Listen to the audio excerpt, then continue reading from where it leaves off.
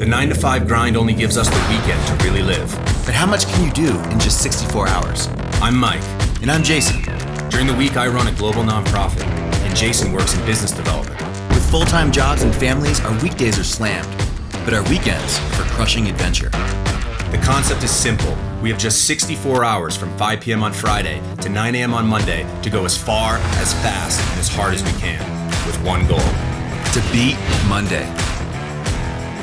On this episode, Mike and Jason head to Portland, Oregon for the ultimate mountain adventure. Their mission is to climb Mount Hood and run the 38-mile Timberline Trail in a single day. If successful, this will be the first known attempt of the summit and circumnavigation in a 24-hour period. I hope they don't like sleep. I think they might be out here for a while. My body and metabolism just slowly starting to wave the white flag. I don't know where they are. We're gonna go start looking for them. The weekend starts now. All right, it is 8:35. I just touched down in Portland, Oregon. I'm waiting for Jason. He should be here in about 10 minutes, and then we're gonna head straight up to Mount Hood. And there's the big guy right there. Ready? Let's do this. All right, where's the rental car place? The cool thing about this weekend, we're gonna have the complete Mount Hood experience. We're gonna climb to the summit, we're gonna ski down, and then we're gonna run and circumnavigate the entire mountain via the Timberline Trail. Fred Mayers. We're gonna get some food. One of the biggest misconceptions about outdoor athleticism is the need to be healthy. Peaks and valleys of nutrition. Mostly valleys. Mount Hood is just an hour drive outside Portland. It has a long mountaineering history, having first been climbed in 1857. Today, nearly 10,000 people a year attempt to reach the summit.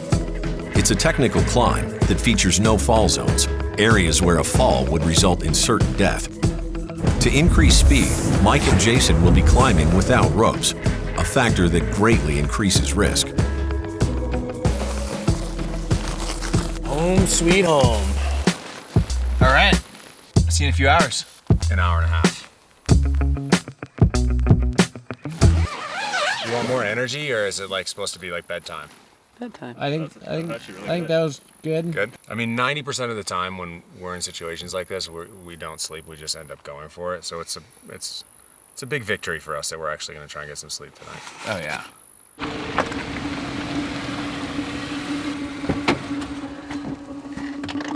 How much sleep did you get? I actually got a lot of sleep, and I was probably out for 25, 30 minutes. We're racing the temperatures right now. It's gonna be a warm day up there. Mike and Jason are starting from the Timberline Lodge at 2:30 a.m. A typical round-trip summit from this starting point is 12 hours. But to stay on schedule, they'll attempt to do it in just 6 hours. The major danger of climbing in July is not avalanche, but rockfall. Embedded in the snow and ice are loose rocks and boulders. As the temperature rises, this debris can release from the snow and plummet down the mountain at fatal speeds. It's a beautiful morning up here. It's super warm. Really nice warm breeze. Jason's up ahead a little bit. Making great time. This is one of the special things about climbing mountains, climbing volcanoes, is you start to see these really neat outlines of the mountain that's shadowed by the morning sun. The guys have reached Crater Rock. They will ascend the remaining 1,000 vertical feet using crampons and ice axes. At this point on the mountain, the risk of an uncontrolled fall into a crevasse or down the mountain is much higher. I'm definitely not skiing from up here. What's that? There's no way I'm skiing from up here. Another day, another summit. That was great. All right, so it is 8 o'clock on the dot. We just topped out on Mount Hood. We are going to abort the summit ski portion and ski a little lower down on the mountain. The snow conditions just aren't great.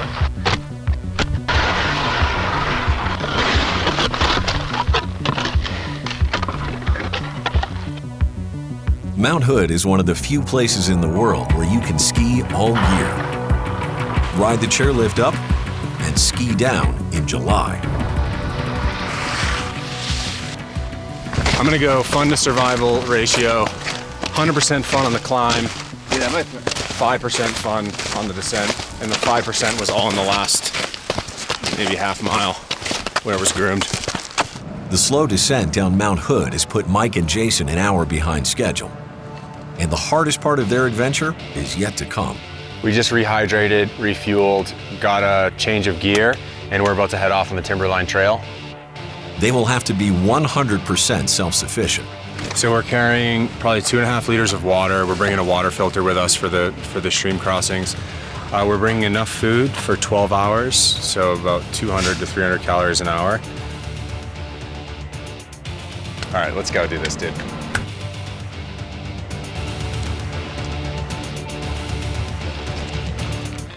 The Timberline Trail is 38 miles long and circumnavigates Mount Hood. The trail was originally constructed in the summer of 1934 by the CCC, a public relief program funded by President Roosevelt's New Deal. The trail cost was just $10,000. I was out 2 nights on the trail, so 3 days of hiking and 2 nights of camping. Yeah, I don't think it's for anybody to get up off the couch and think I'm gonna go hike the Timberline Trail. I think you definitely want to build up to it, you know, get your stamina up, because parts of it are work. The trail has roughly 9,000 feet of elevation gain, meaning it's equivalent to Mike and Jason having to summit Mount Hood 1.5 more times.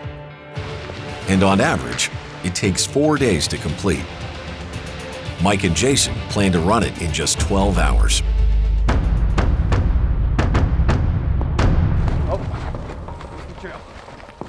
What's been difficult about today? Definitely the heat. Like ever since noon hit, it just feels like kind of like an oven, kind of ratcheting up. Oh, it's a warm one today. Holy hell. It's atypically warm right now for Oregon, and so I took a lot of breaks, sit in the shade a little bit, hydrate, eat snacks, and just kind of take my time.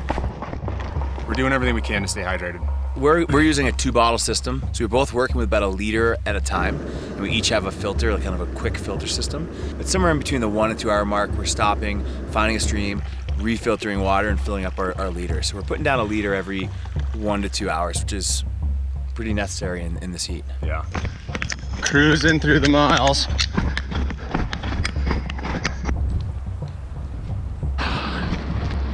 Nice and easy, Big Mike.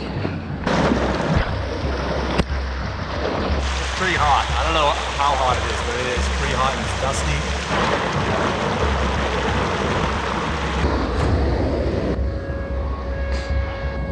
With temperatures soaring close to triple digits, the heat is taking a toll. So I just stopped at that stream back there to fill my water bottles and was in the shade for only a few minutes, and I started to get the chills. I think it's just being out in this hot sun all day, my body and metabolism just slowly starting to wave the white flag. It's over 4 hours into the hike, but Mike and Jason have yet to complete 1/3 of the trail. As temperatures fall, they hope to pick up some lost time. No, I hope it inspires people just because the beauty out here, whether you do what they're doing or you hike 2 miles around this trail, I mean, there's unbelievable stuff here that just amazed me. And you know, I'm gonna come up short. I'm not gonna make it around the whole thing today, but I've seen amazing things, and I think it's worth it no matter how much you do. Another beautiful section of trail here. A lot of variety and lots of great views of the mountain from all different angles. So finally the temperatures are dropping a little bit, which is making the running more enjoyable. Man, it was hot back there for a while. I basically do not want to get stuck out in the dark without enough calories out here, and this thing is really hard. It's humbled me. We're starting to run by a lot of backpackers who are setting up tent for tonight. We still got a ways to go. I would rush to your defense for everything that you do wrong. With you, I am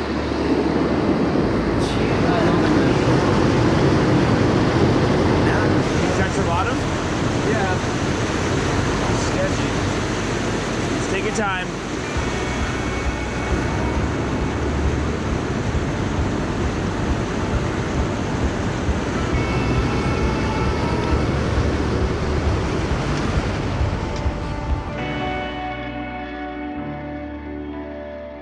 How we doing? We're doing all right. What section are you on? According to this, we still have 10 miles. Okay, that makes sense. Doesn't make sense. How much food you got? Not enough. I'm gonna run out. Let's keep moving.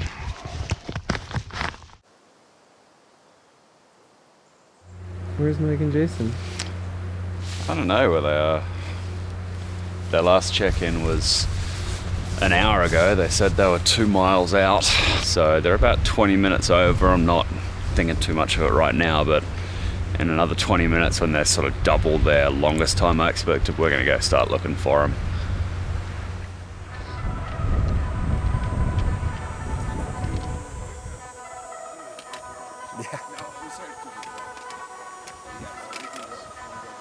Returning to the car at 2:24 a.m., Mike and Jason have a total point-to-point run time of just under 24 hours.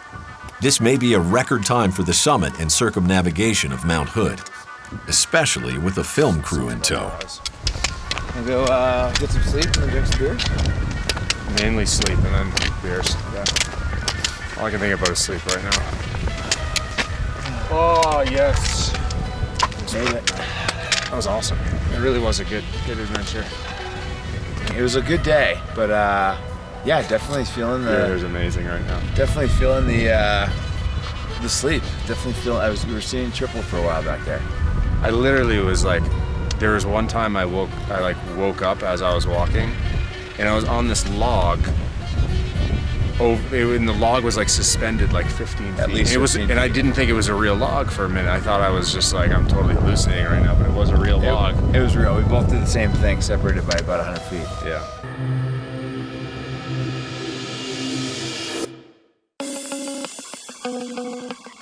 Portland provides a great opportunity for outdoor recreation and fun city adventure.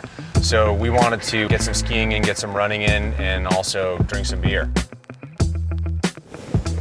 I think there's like a bastardization of the word adventure, but I also don't want to be someone who tells someone else what adventure is. There's no right or wrong answer. Slice babies up, gentlemen. All right, thank you. You guys go. So much. It's a massive sushi roll. Best food I've ever had in Portland. I think adventure is, there has to be an element of unknown, and it pushes you out of your comfort zone a little bit. That could be for some people getting a latte at Starbucks, and for some people playing in the mountains. Having a chance to run around the city and enjoy a little bit of Portland's culture on Sunday was a perfect combination. We made it to the airport. We officially beat Monday. See you guys on the next adventure. Let's do it, brother.